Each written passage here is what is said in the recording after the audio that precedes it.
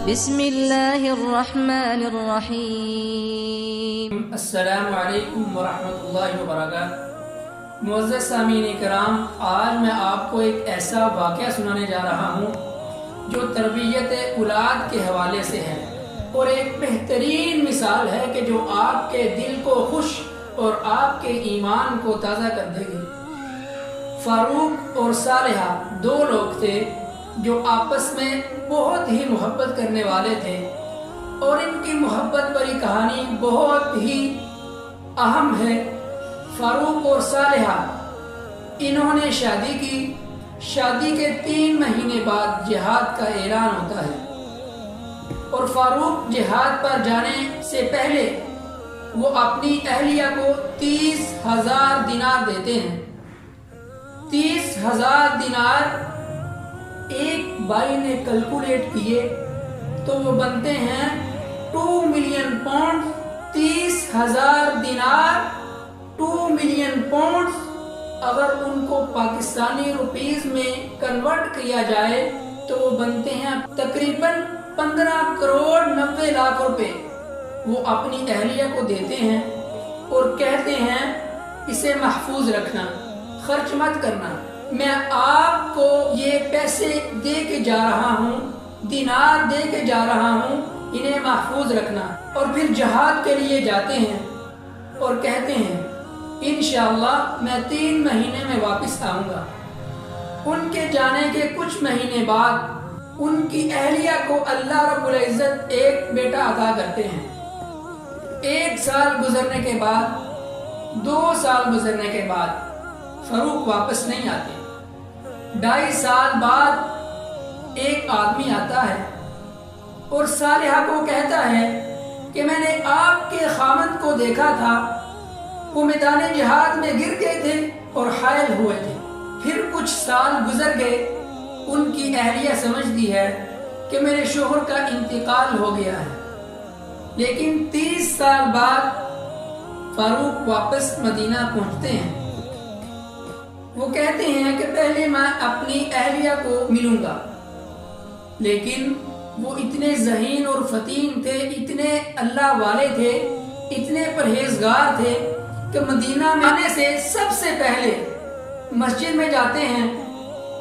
نماز پڑھنے کے بعد وہ دیکھتے ہیں کہ کئی علماء جو دین کے ماہر تھے آپس میں دین کے بارے میں گفتگو کر رہے ہیں اور ایک دوسرے کو سکھلا اور سمجھا رہے ہیں۔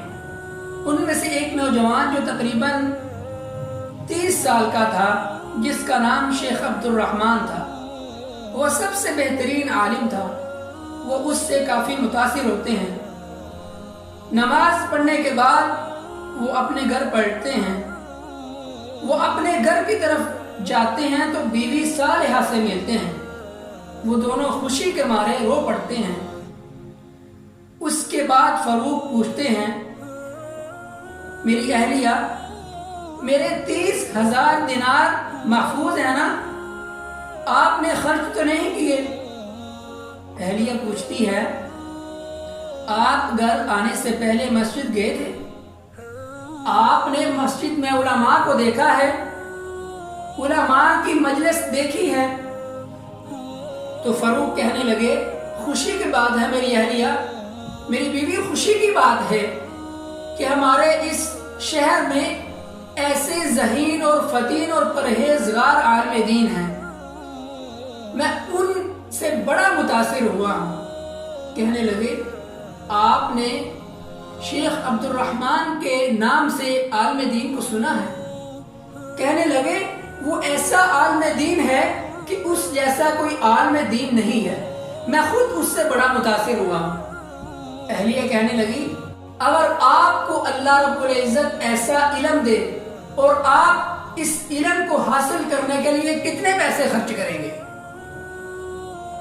تو فاروق کہنے لگے میں ایسا علم حاصل کرنے کے لیے 30,000 دینار تقریباً 15 کروڑ 90 لاکھ روپے خرچ کر دوں گا۔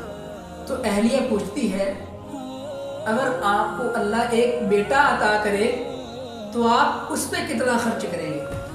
تو فاروق کہتے ہیں اگر مجھے اللہ بیٹا عطا کرے تو میں اس پہ 30,000 دینار سے زیادہ خرچ کروں گا۔ اللہ اکبر۔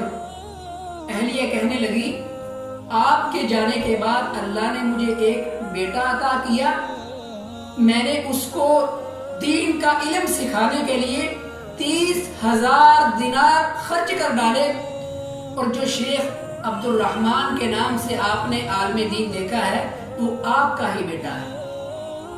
وہ باپ بڑا ہی خوش ہوا، بڑا ہی خوش ہوا۔ یقین جانیے ایسے والدین دنیا میں بہت کم ملتے ہیں۔ والدین آپ کو ملیں گے وہ کہتے ہوئے نظر آئیں گے میں نے اپنا بیٹا بھیجا ہے امریکہ میں نے اتنے کروڑ اس پہ خرچ کیے، میں نے اتنے لاکھ خرچ کیے۔ کسی نے کہا کہ میں نے اپنا بیٹا برطانیہ میں بھیجا ہے، کوئی کہتا ہے میرا بیٹا اسٹڈی کے لیے آسٹریلیا گیا ہے، نو پرابلم۔ لیکن آج کا جو ہمارے لیے سبق ہے وہ یہ ہے، آج کے جو پیرنٹس ہیں، والدین ہیں، ان کے لیے یہ نصیحت ہے، اگر آپ نے اپنے بیٹے کو دنیا کا علم سکھایا ہے نو پرابلم، لیکن آپ دنیا کا علم سکھانے کے لیے انہیں دین کا علم لازمی سکھائیں۔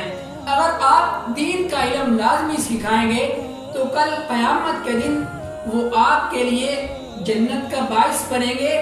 آپ کے جانے کے بعد وہ آپ کے لیے ہاتھ اٹھا کے دعا تو کر سکیں، آپ کے جانے کے بعد آپ کے لیے راہ نجات کا سبب بنیں گے۔ آج ہمارے لیے کیا سبق ہے؟ سبق صرف یہ ہے کہ ہم اپنے بیٹوں کو، اپنے بھائیوں کو، اپنی بیٹیوں کو، اپنے بچوں کو دنیا کا علم سکھانے کے ساتھ ساتھ دین کا علم بھی سکھائیں گے تو یقیناً یہ ہمارے لیے جانے کے بعد ذریعہ نجات بن سکیں گے۔